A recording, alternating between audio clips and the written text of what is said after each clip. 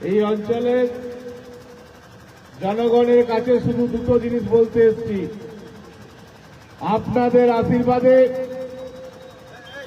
4 মের পর আমি যাব কলকাতা বিধানসভায়, আর নরেন যাবে জেলে।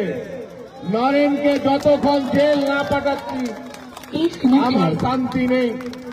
2021-এর পর যেভাবে হাজার হাজার গরিব মানুষের রক্ত ঝরিয়েছে, যেভাবে লুট চালিয়েছে, যেভাবে ইসিএল এর টাকা লুট করেছে, যেভাবে কয়লা লোহা বালির টাকা হজম করেছে, নরেন চক্রবর্তীকে আগামী দিনে খোলা হাওয়ায় থাকতে দেব না, দেব না, দেব না। এবং এ কথা আমি অন্য জায়গায় বলতে পারতাম, কিন্তু ও বারবার বলে टेंशन लेने का नहीं, टेंशन देने का। नरेन बाबू, मैं भी वही बोलता हूँ, टेंशन लेने का नहीं, टेंशन देने के लिए তোমার ঘরের সামনে এসেছি। আয় ক্ষমতা থাকলে আয়, তোর কত ক্ষমতা দেখাবার জন্য এসেছি, তোর বাঙ্গলা এলাকায় এসেছি। তুই বিরাট বস না? তোর মতন বসকে বিজেপি কর্মীরা ইন্দুর বানিয়ে খাঁচার মধ্যে ভরে দেওয়ার ক্ষমতা রাখে। গরিব মানুষকে আর্মস কেস দেওয়া না, বহুত আর্মস কেস দিয়েছিস গরিব মানুষকে। সব বদলা হবে, সব হিসাব হবে। যত গরিব মানুষকে আর্মস কেস দিয়েছ না, একটা একটা তারাই আগামী দিনে তোমাকে কিভাবে জেলে পাঠাতে হয় তার ব্যবস্থা করবে। আর নরেনের কথায় আরো যারা যারা উঠছে, রামচরিত পাসওয়ান বাবা ইসিএল এ ঠিকাদারি করে, আপনারা তাজমহল দেখেছেন? তাজমহল দেখেছেন? পয়সা নেই, দেখতে পারেননি তো? তাহলে রামচরিত পাসওয়ানের ঘরটা দেখে আসুন। তাজমহলের চেয়ে বড় ঘর করেছে। কোথায় করেছে? উকড়াতে, সারদাপল্লীতে না, তাজমহলের চেয়ে বড় ঘর করেছে রামচরিত পাসওয়ান। চোর একটা, সব হিসাব হোগা, সব হিসাব হোগা।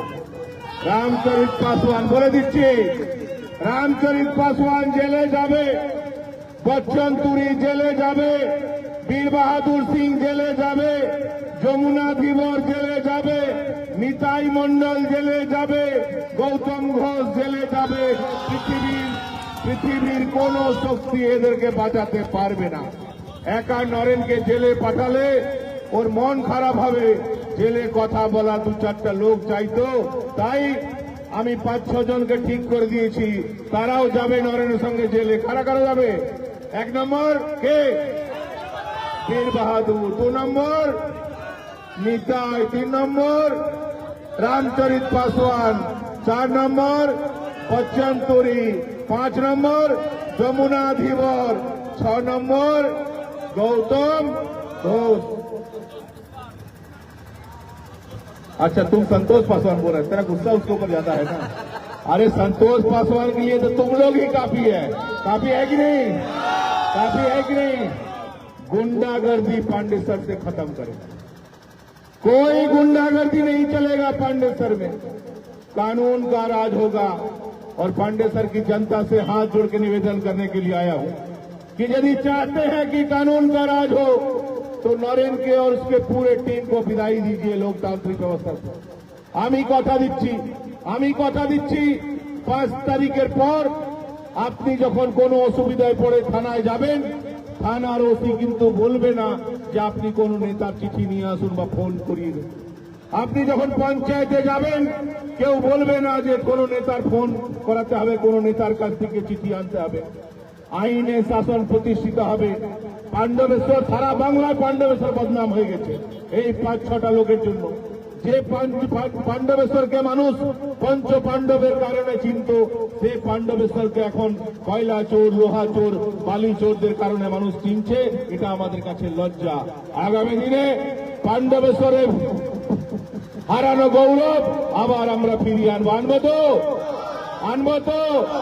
আনবো তো। और नरेन बाबू, टेंशन लेने का नहीं, टेंशन तेरा घर के पास आके टेंशन देने का। তোমারা घर के দূরে দূরে আমি বেশি কথা বলি না। তুমি কত বড় বস আমার জানা আছে, কত বড় বস আমার জানা আছে। আসানসোলে লাইন দিয়ে থাকতে, এক বছর মলয় ঘটকের চটি পালিশ করতে, এক বছর জিতেন্দ্র তেওয়ারি চটি পালিশ করতে। তুমি কত বড় নেতা আমাদের জানা আছে। আমার চটি পালিশ করে করে নেতা হয়েছো।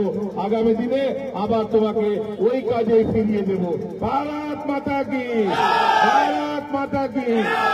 যারা যারা নরেনের লোকেদের কাছ থেকে মুক্তি চাইছেন, যারা চাইছেন পাণ্ডবেশ্বর আবার তার পুরনো গৌরব ফিরে আসুক, চুপচাপ চুপচাপ। আর ভোটের দিন কোনো টেনশন নেই। ভোটের দিন যে আপনাকে ভোট দেওয়া থেকে আটকাবে তাকে লম্বা লম্বা 8 ফুটে লাঠি নিয়ে আসছে ফোর্স, এমন জায়গায় মারবে, এমন জায়গায় মারবে দেখাতে পারবে না, মানুষকে দেখাতেও পারবে না। একদম চিন্তা করবেন না। স্বাধীনভাবে ভোট দিন, পদ্ম ফুলে ভোট দিন, এই চোরেদেরকে বিসর্জন দিন। ভারত মাতা কি, ভারত মাতা কি, ভারত মাতা কি। 2 নম্বর বোতাম টিপে ভোট দিন, ভোট দিন 2 নম্বর বোতাম টিপে। ধন্যবাদ।